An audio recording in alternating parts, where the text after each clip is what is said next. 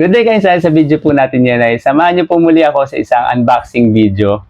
At ito pong sapatos na to nakakatawa dahil bago po yung brand na to. Ito yung brand ng Volanti. Nadinig niyo na ba yung brand na yon? So ako ngayon ko lang din talaga nadinig yung brand. So maraming salamat at isa tayo sa mga una na makaka-testing kung anong klase ba at kung ano ba yung quality ng mga sapatos nila.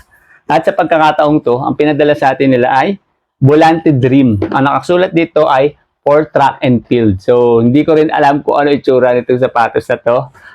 Tara, tingnan na natin kung ano nga ba ang meron dito sa sapatos ni Volanti.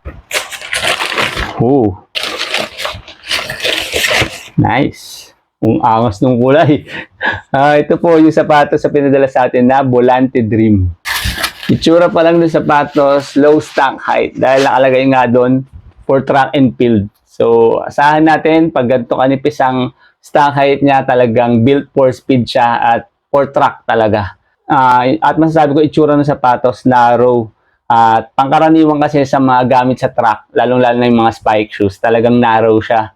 Dahil mas stable siya sa cornering, sa mabibilis na cornering. Itong upper material, ayan, tingnan po natin yung upper material.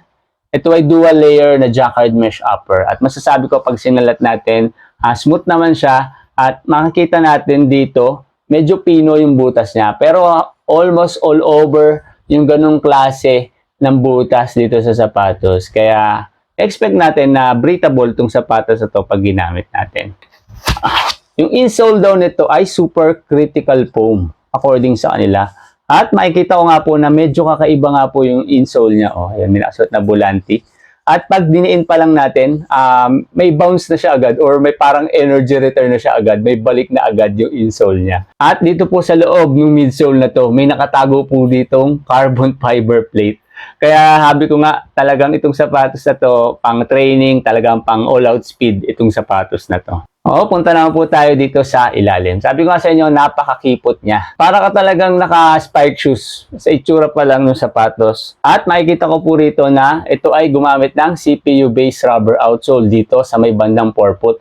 At talaga pong buhay na buhay yung thread pattern niya. Talagang mukhang kay kapit-kapit nito pagdating sa oval or sa track. Itong sapatos na to, naglagay pa sila dito ng torsion plate or yun nga yung nagpapabigay ng stability sa sapatos para hindi siya basta-basta mag-twist. Naka-carbon fiber plate na to, tapos naka-torsion plate. So, talagang napaka-stable na nitong sapatos na to. Lalong-lalo na sa mga sharp curves sa oval or sa track pag ginamit natin. So, ito pong sapatos na to, tumitimbang to ng around 200 grams sa US size 8.